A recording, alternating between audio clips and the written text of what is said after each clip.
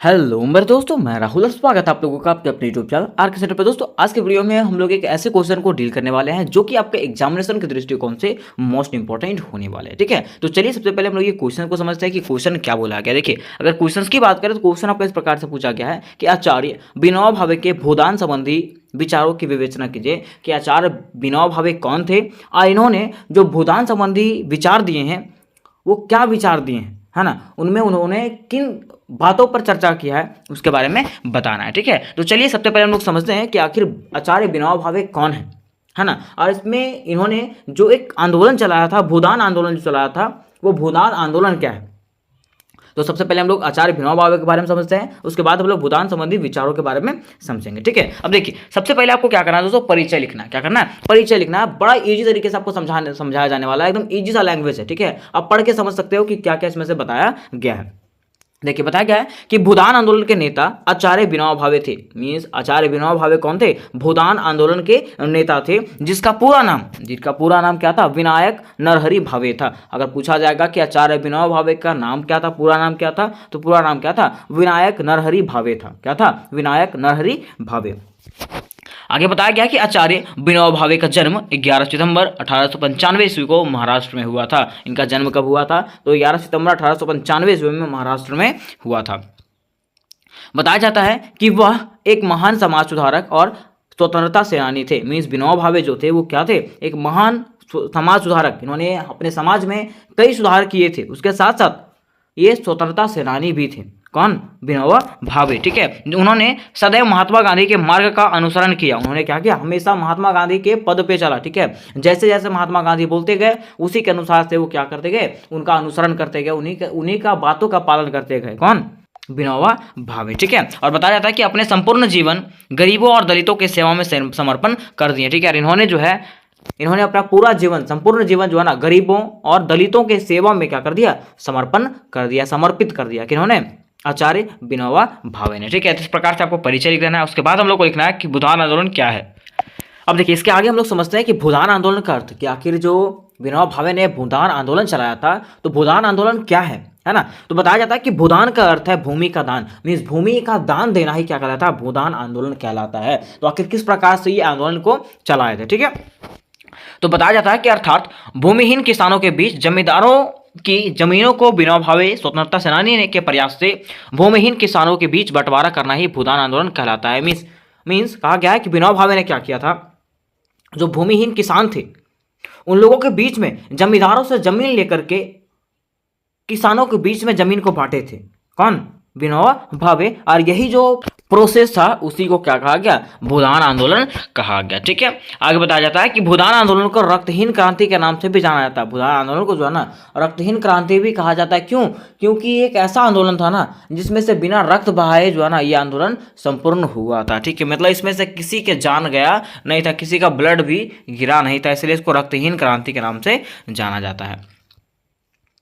आगे बताया गया कि इसकी शुरुआत 1951 में आंध्र प्रदेश के पोचमपल्ली गांव से हुआ था। इसका शुरुआत जो है, ये भूदान आंदोलन का शुरुआत जो है ना वो कहाँ से हुआ था, आंध्र प्रदेश के पोचमपल्ली गांव से शुरू हुआ था और 1951 ईस्वी में शुरू हुआ था। ठीक है, जहां कई जमींदारों ने भूमिहीन किसानों खेती करने के लिए जमीन दान में दिया था। ठीक है, जहां पे कई जमींदारों ने क्या किया था, भूमिहीन किसानों को जो है ना खेती करने के लिए जमीन दान में दिया था कि लो आप लोग क्या करो, खेती करो उस पर। ठीक है, बाद में सरकार ने कानून बना करके जमींदारों के अधिकतर जमीन को किसानों के बीच में बांट दिया। ठीक है, बाद में सरकार ने क्या किया, वहां पे कानून बना करके जमींदारों का अधिकतर जमीन को जो है ना किसानों के बीच में बांट दिया कि आज से ये जमीन किसका है, किसानों का है। ठीक है, और भूमि के दान के कारण ही इसे भूमिहीन आंदोलन कहा जाता है। ठीक है, मीन्स इसको जो है ना भूमि के दान के कारण जो है ना इसको क्या कहा जाता है, भूमिहीन आंदोलन कहा जाता है, या तो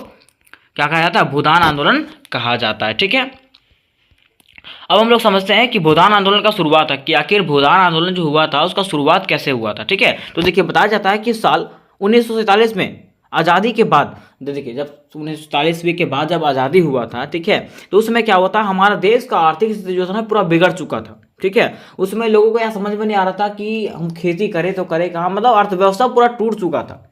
ठीक है, तो अर्थव्यवस्था जब टूट गया ना तो लोगों के मन में जो है ना क्रोध की भावना उत्पन्न हुई, है ना। तो वही बताया गया यहाँ पे कि साल 1947 में आज़ादी के बाद भारत भारी उथल पुथल के दौर से गुजर रहा था और पूरे देश में अशांति का माहौल था। उस समय क्या था, पूरे देश में अशांति का माहौल था। इस दौरान क्या हुआ कि तेलंगाना में वामपंथियों की अगुवाई में एक हिंसक संघर्ष चल रहा था, ठीक है। और इस दौरान क्या हुआ था, तेलंगाना में जो है ना वामपंथी जो दल जो था उसके अगुवाई में जो है ना एक हिंसक संघर्ष चल रहा था, वहाँ पे लड़ाई चल रहा था, ठीक है। और यह भूमिहीन किसानों का आंदोलन था। और यह जो आंदोलन जो चल रहा था वहाँ पे वो किसका था, भूमिहीन किसानों का, जिसके पास वैसा किसान जिसके पास भूमि ही नहीं था, ठीक है, उन लोगों का जो था ये आंदोलन कर रहे थे वो लोग, ठीक है।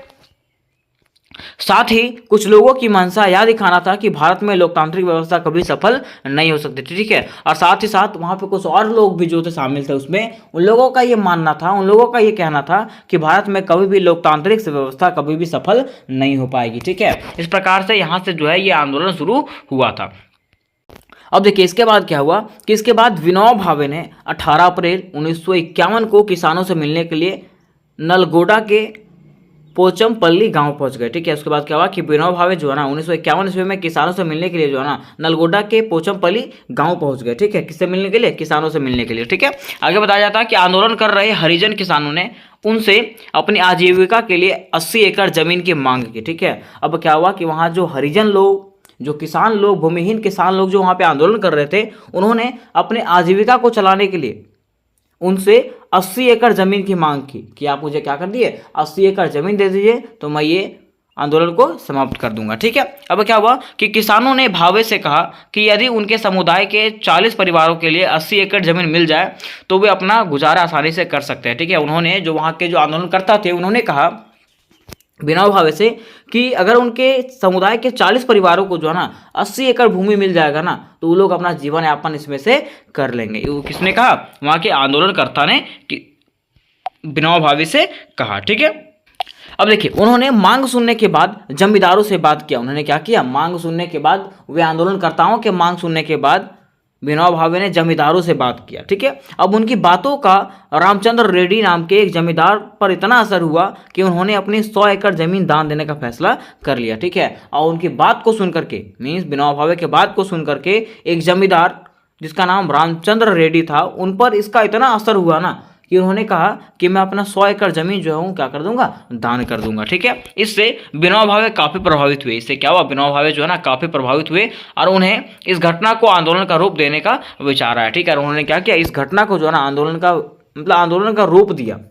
उन्होंने क्या किया, इस घटना को आंदोलन का रूप दिया, जिसी को हम लोग क्या कहते हैं, भूदान आंदोलन के नाम से जानते हैं, ठीक है। अब देखिए आगे बताया जाता है कि जिसके बाद मतलब ये जब यहाँ पे आंदोलन देने का बात ही आ गया, ठीक है। उसके बाद क्या हुआ कि भूदान आंदोलन पूरे भारत में जोर शोर से चलाया गया, ठीक है। भूदान आंदोलन जो है ना पूरे भारत में जो है ना जोर शोर से चलाया जाने लगा। इसके लिए खुद विनोबा भावे ने लगभग 13 वर्षों तक का भ्रमण किया, ठीक है। इसके लिए खुद विनोबा भावे ने क्या किया, 13 वर्षों तक मतलब 13 सालों तक जो है ना इसका भ्रमण किया। और इस दौरान जो है उन्होंने संपूर्ण भारत से लगभग 4.4 मिलियन एकड़ भूमि एकत्रित कर लिया, ठीक है। और इस प्रकार पूरे भारत में ये आंदोलन चलाया गया। और पूरे भारत में आंदोलन चलाने के बाद जो है ना उन्होंने क्या किया, 4.4 मिलियन एकड़ भूमि जो है ना एकत्रित कर लिया कि उन्होंने, विनोबा भावे ने, ठीक है।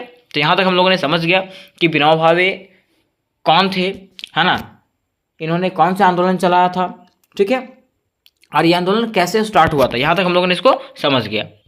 अब देखिए अब हम लोग समझते हैं कि जो क्वेश्चन में बोला गया था कि भूदान संबंधी जो विचार दिए थे, ये आचार्य विनोबा भावे जो है भूदान संबंधी जो विचार दिए थे उसके बारे में हम लोग समझते हैं कि उन्होंने क्या विचार दिया था आखिर, ठीक है। तो देखिए पहला पॉइंट में बताया जाता है कि आचार्य विनोबा भावे के भूदान संबंधी विचार पर उनका कहना था कि जिस प्रकार वातावरण में हवा, पानी, धूप एवं अन्य प्राकृतिक संसाधन प्रकृति की ओर से सभी व्यक्तियों के लिए बटे हैं, उसी प्रकार भूमि भी एक प्राकृतिक का संसाधन है और इस पर पृथ्वी पर मौजूद सभी प्राणियों का समान अधिकार है, ठीक है। देखिए आचार्य विनोबा भावे ने यह कहा कि जिस प्रकार वातावरण में फैले हवा, पानी, धूप और अन्य प्राकृतिक